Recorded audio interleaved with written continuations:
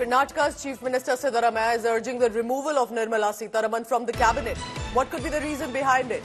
Siddaramaiah is asserting that it is extremely dangerous for Sitharaman to continue to be the finance minister without a basic budget knowledge.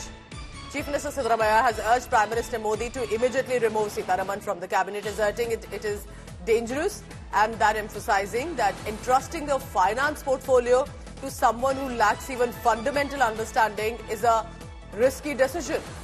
Remember, this is a big charge because the fact is that Nirmala Sitharaman now has an experience of several years as a finance minister, and this was interestingly her record 7th budget that she had presented in the parliament.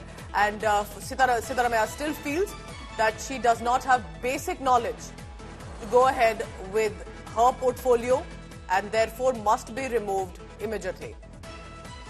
Sagai Raj is joining me on the latest on that. Sagai, this is a very strong charge that he's making. What exactly happened in this case? What has led him to say this?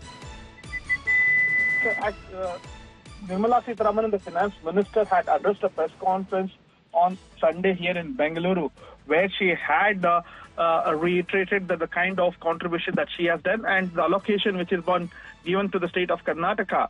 So that's when, countering her statement, Karnataka Chief Minister Siddaramaiah said that she has not given anything for the state of Karnataka when it comes to budget, and that is one of the reasons that why they have boycotted the Niti Aayog meeting which was scheduled. And he also said that she doesn't have any kind of basic knowledge, the kind of funds with allocation to the states which has not done any kind of justice to the state of Karnataka. And he also recommended that Nirmala Sitharaman should tender his resignation because she doesn't have any kind of knowledge when it comes to finance and budget.